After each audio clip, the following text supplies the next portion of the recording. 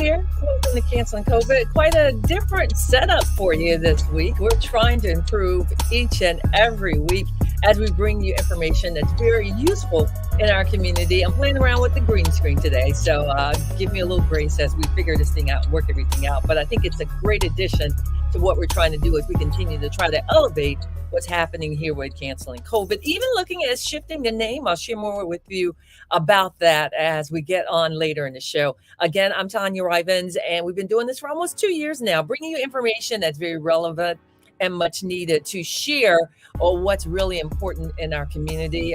Canceling COVID was launched because I was not hearing a lot of stories in mainstream media that really was relevant to our community, especially when we had so many deaths and things that were happening and so many questions that seemed to not have gotten answered. Now, we know that our community continues, and I mean the entire community, impacted by the pandemic, and it continues to take a toll. And the impact that it's had is pretty incredible. This month alone, we're dealing with so many things that are coming at us concerning whether this country is in a mental health crisis. We know it's breast cancer awareness month. A recent report showing that African-American women, although the death rate dropped for the entire country, Black women, the death rate with breast cancer, you got it, it increased. So these things are very difficult to hear. And certainly I have on my heart to try to help get the information out, first and foremost, so that everyone can say, at least I had an idea and what can I do about it. I want to thank our sponsor, Groundwater Solutions, groundwater-solutions.org, 704-596-0505. Also a part of the Genesis Project for sewing into this entire, I guess you would call it adventure, because that's what it's been as we continue to bring you information. Now, as we kick off this morning, a great day outside, a great fall day. We got these chilly mornings and then it warms up and then again, cool at night. But make sure you get out and enjoy it. Make the best of it. I had my walk this morning, and it's always great to start my day that way because it makes me feel really inspired and uplifted as I take on the challenges of today. With that said, I mentioned the challenges. We got a lot happening. I'm truly honored this morning to have someone who is very much sought out and very busy. And I had a chance to meet him at a mental health summit. And I've heard his name so much, and he's the go-to guy for the most part when people are trying to just educate our community on mental health. So I asked him, would you take the time and come and join us on Canceling COVID? I'm talking about none other than Victor Armstrong, and he is here this morning. Good morning, Mr. Armstrong, and thank you for taking the time to join us. Good morning. Thank you for having me. Absolutely. Well, I count it an honor, and I appreciate you seeing how important it is to just get the word out. My whole thing is baby steps, even if we just reach one or two, at least we are educating them, because it's going to take baby steps as we continue to spread the word. And you are the go-to expert when it comes to mental health and sharing. I see you on social media and letting people know, how important it is. And we know there are a lot of barriers. But before we even dive in, kind of tell people a little about yourself. Sure. Well, first of all, thank you. I appreciate your kind words. I don't know. I sometimes when people say that, I think it just means I'm old. I've been around a long time. Old and consistent. But I am Chief Diversity Officer for Recovery Innovations International. We're a international healthcare organization, mostly working with crisis receiving centers and working with a lot of our staff are people with lived mental health experience, and we work on providing a lot of technical assistance around crisis services around the country and some abroad in other countries. But prior to that, I worked as Chief Health Equity Officer, the state's first Chief Health Equity Officer for North Carolina DHHS. And prior to that, I was the Director of the North Carolina Division of Mental Health, Developmental Disabilities, and Substance Use Services. And also spent 6 years as Vice President of Behavioral Health at Atrium Health here in Charlotte. But aside from all of that, I have always had a passion for mental health.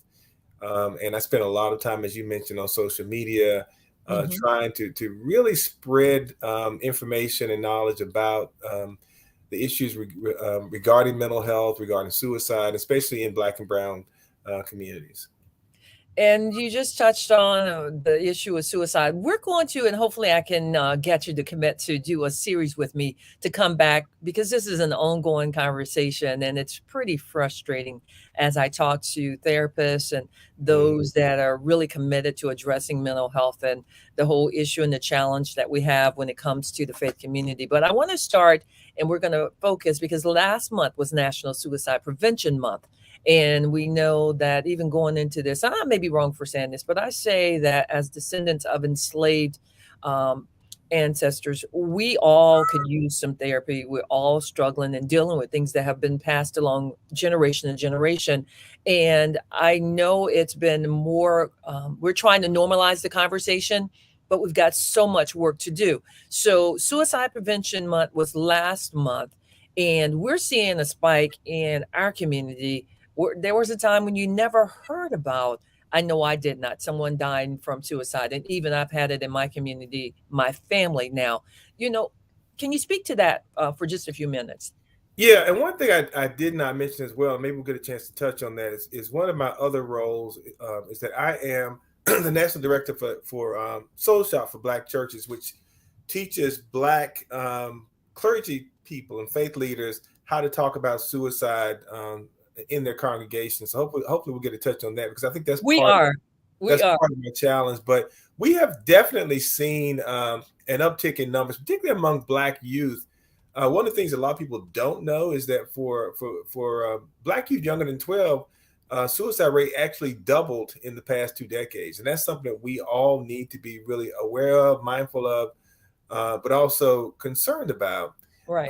And I think that one of the reasons that we're seeing that is partly because there's so much more out there now. I think that in terms of stressors, so we see we spent 2 summers ago, we spent almost 24 hours a day seeing the impact of what happened to George Floyd, and we saw Breonna Taylor and Ahmaud Arbery and all those kind of things. And then we have so much more access to information now. And our young people are flooded with so much information that impacts not only how they feel about themselves, but how they feel like they're being perceived by other people. And that also weighs on the psyche. But part of our challenge also, and you touched on this, is that for Black people, I grew up the son of a preacher in Eastern North Carolina. And my father pastored for 48 years, and I never in those 48 years ever heard him or any of his peers talk about mental health or suicide from the pulpit. Right. And even outside of the pulpit, growing up as a Black male, I heard things like, you know, you're not supposed to cry, you're not supposed to experience pain, or even as Black people, we're supposed to be resilient people, and we survived slavery, we can survive anything. And what that does over time is it gives a message to our young people that you don't have the right to experience depression, you don't have the right to experience anxiety. And when you experience these things, there's something wrong with you. So they bottle these things up. And then knowing that the faith-based community, the church, has always been our go-to in the Black community. It's where we've gone for our social services. It's where we've gone, even when we've needed a financial assistance, we've gone to the church. It's the epicenter of our community. It is. Bottom line, yeah. I call it the gateway to the Black community. And it is a gateway, not only in the sense that it is where we go when we want help, but it's also how we let the rest of the world outside of our community know what matters to us. Right. That's why when you see politicians who are running for office, the first place they come to is the Black church. That's right. That's right.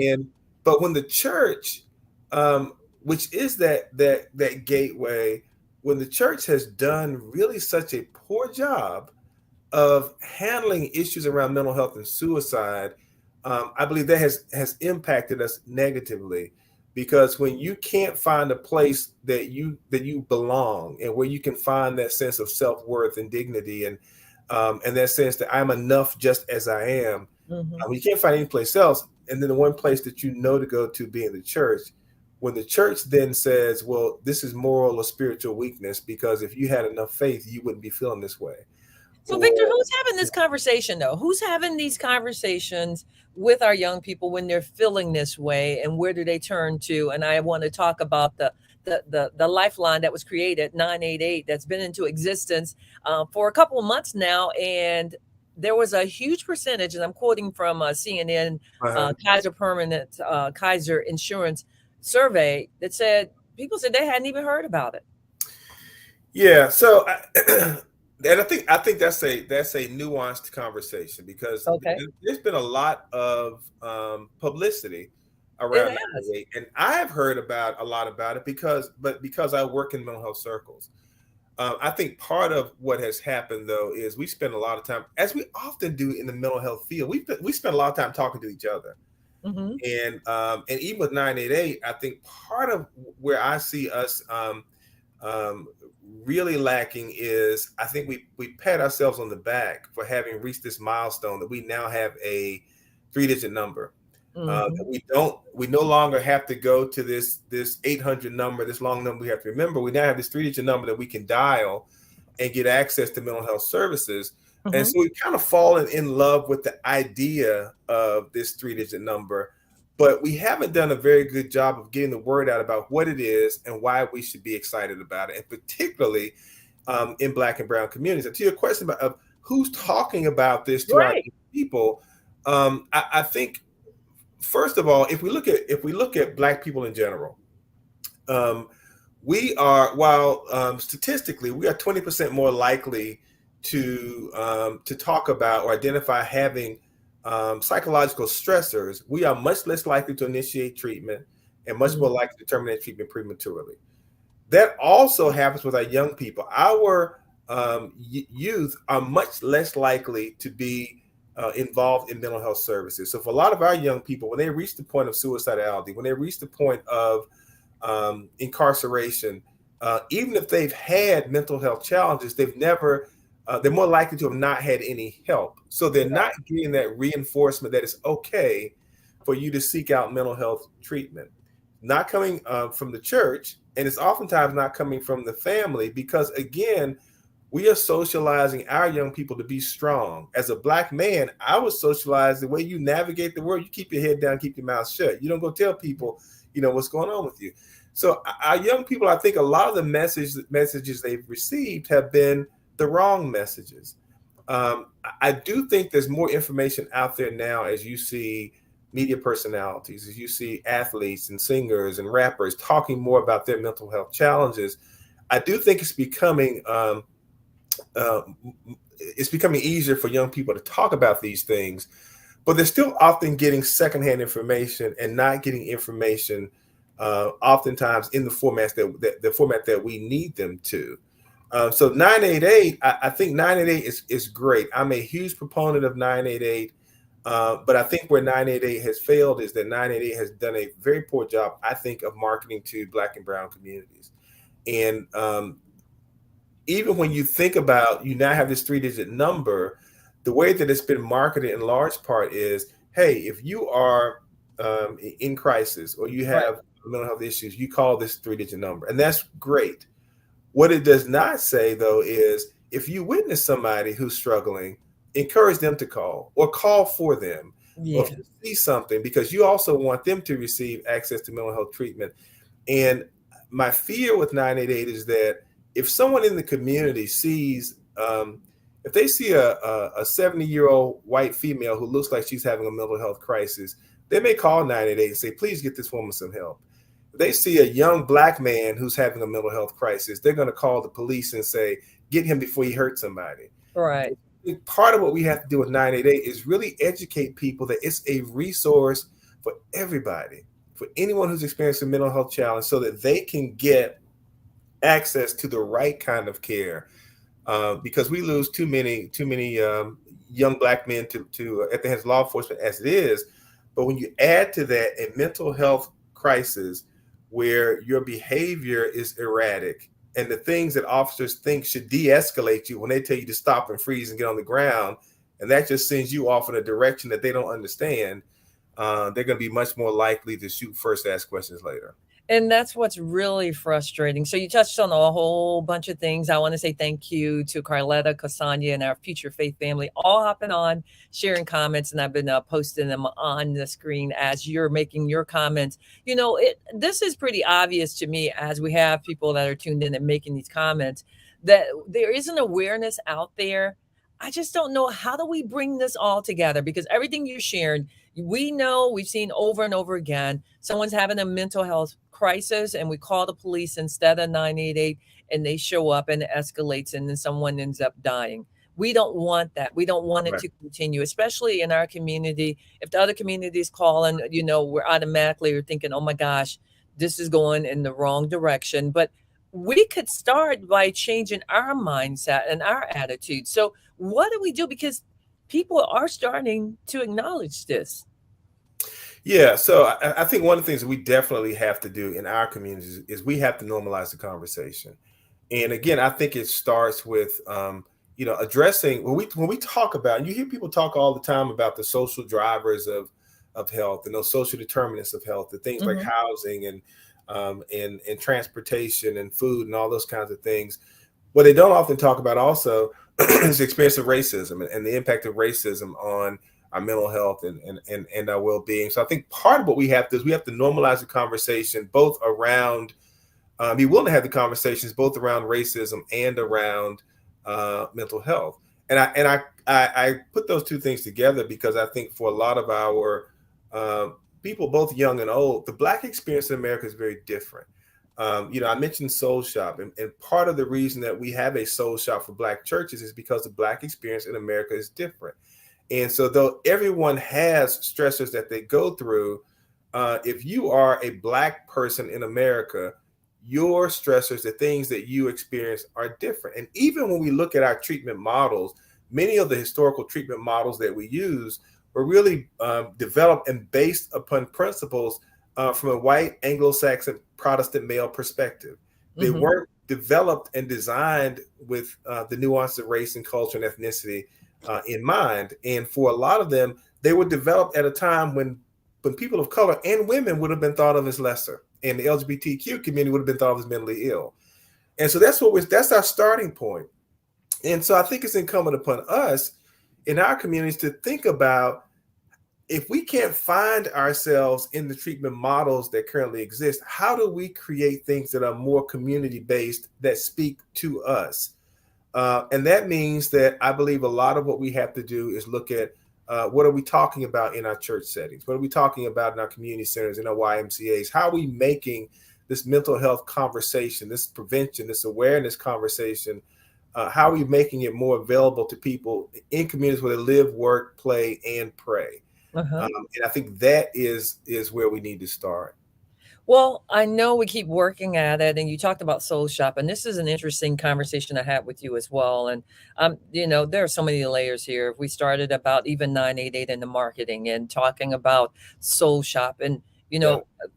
I will say I've talked about 988 on radio, on air, on here. I talked about Soul Shop on radio and on here. But I also know therapists who say they have approached faith leaders. They're just not interested. They're not interested in the conversation about mental health. They're not interested in bringing in therapists.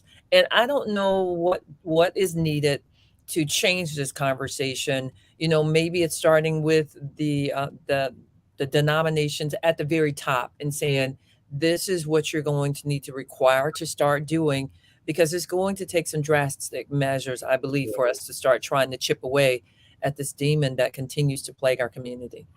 Yeah, one of the challenges though is a couple of things. One is I don't think that most of us really understand the gravity of the issue around mental health and suicide in Mhm. the Black community. We still think it's an other people issue. Right. And we don't realize that the fastest growing demographic for suicide is young Black men. And we talk about all the things that are killing Black men. We talk about high blood pressure, heart disease. We talk about law enforcement, Homicides. Yeah. homicides, and police, but we don't talk about suicide. 80% of the suicides in the Black community are Black men. Mhm. And so part of it is we really have to start having the conversation and sharing the data, I believe, with our faith leaders to say, hey, if we don't acknowledge that this is happening and address it, and we are supposed to be Mhm. the place of healing, if we don't address this, we are complicit in the deaths of our young people.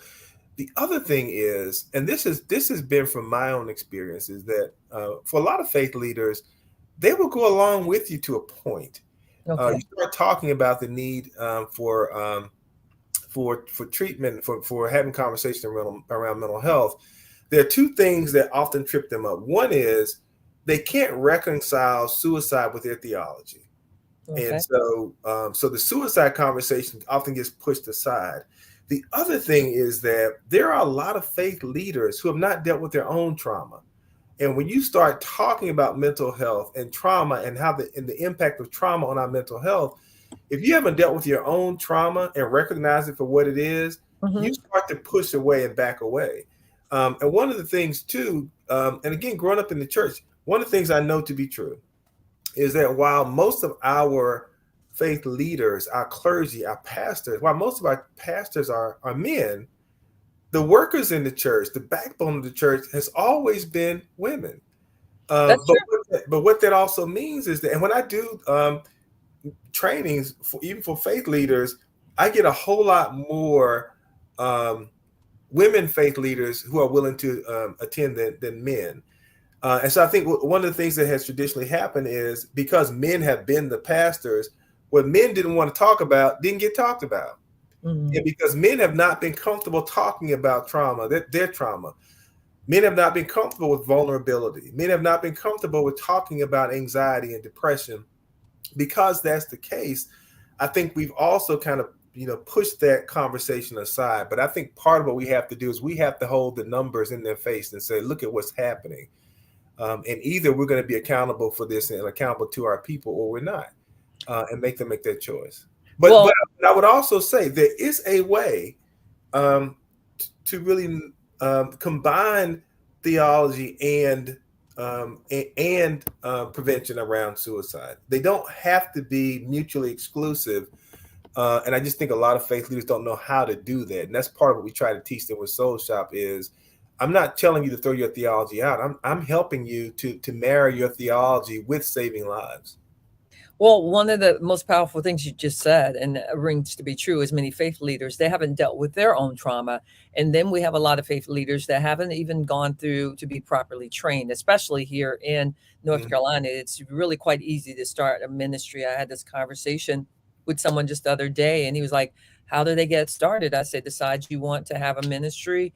Go ahead and register your business. You find a location and invite people to come. And, it used to be we trusted that people had gone through the proper training. There's also the thing of whether you were called or whether you're chosen to be ministry. And I think the business side has really taken over. And that's Tanya speaking just from experience. We've got so much to talk about. And this is a 30-minute show. So I've got to start wrapping things up. And you've committed to coming back. But the Soul Shop, I think it's very important. You've listed a couple of things, well, more than a couple of ways that we can address this issue. But do you really...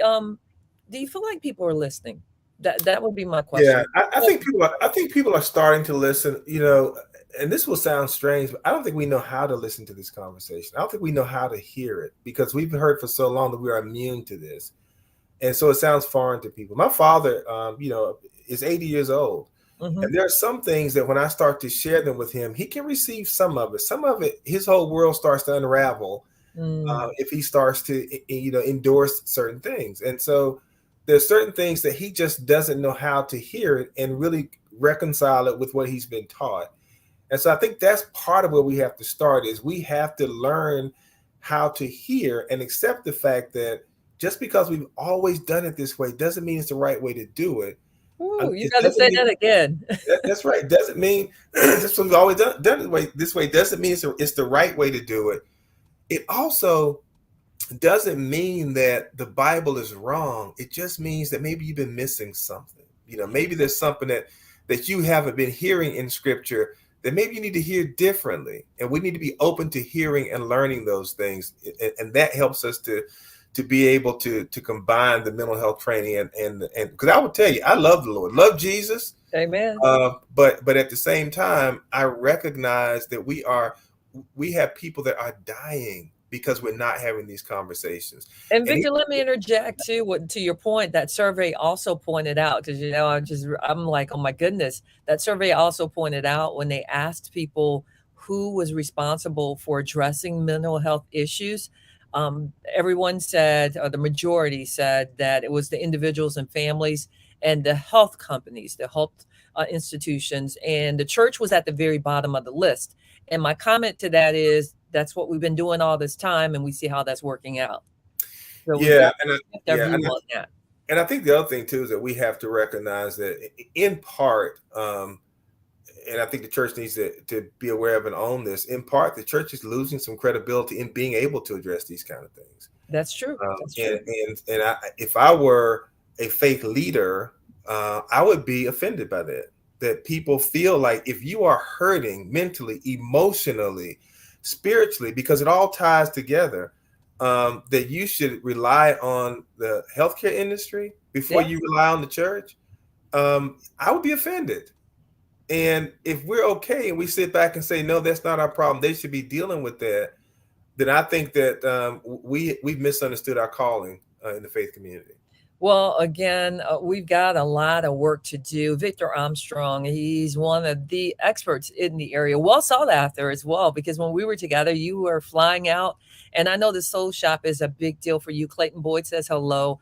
We appreciate you hopping on as well. Lots of great comments today. And I will say, I was starting to get a little frustrated with this broadcast. And so I think people really do want to talk about mental health. They want to hear more, because people are being impacted in ways you could never imagine. And whether they call it just anxiety or anxiety attack, or the things that are triggering it, we have got to be more aware and recognize that mental health is our health. Mental wellness is very important. And we've got to work through this. I mean, we've been through so much trauma, not just from being, descendants of enslaved ancestors, but the pandemic. Yeah. I mean, what we've had to deal with this, and families and homelessness. I mean, you just go down the list, and this is not anything new to anyone. You need someone to talk to. Absolutely. And it's professional help, people that don't mind talking with you. So we're going to keep talking about this, Victor. But is there anything else that you would like to share before I let you go? Any other suggestions or recommendations? Because just the biggest thing is if you're listening and you are having mental health challenges, I encourage you to get help. If you are having a mental health crisis or know someone having a mental health crisis, do call 988. To be connected to a trained counselor who can connect you with supports and resources that you need when you need them. So I encourage you, get help, because you matter, your life matters, and your pain matters. And above and beyond everything else, we want you to be here tomorrow and every day after that. And Victor, again, we're going to talk more about mental wellness, but this suicide prevention thing, there's got to be some way that we can get through our young people. It just bothers me that we're not addressing a lot of these issues in schools or even in churches as a candid conversation until it happens. Yeah. And school is that's another. It's a complex issue, and I think it's a conversation for another day. But part of our challenge is that we have to recognize that suicide itself is not a disease. It is the worst possible outcome of a combination of very complex things, which also means there are a lot of opportunities to intervene. That's where I think schools come in. Let's get upstream. Let's talk about prevention before someone reaches that point of suicidality. But that's a whole other conversation for another day. All right. Well, and we definitely only have 30 minutes and it's time to wrap things up, but I've got you on speed dial. So we're going to continue this conversation. Everyone, Victor Armstrong you're the CEO of RI International? Chief Diversity Officer. Okay. Of RI International. So I appreciate you so much for taking the time to talk with me today. Anytime. Right. Thank you.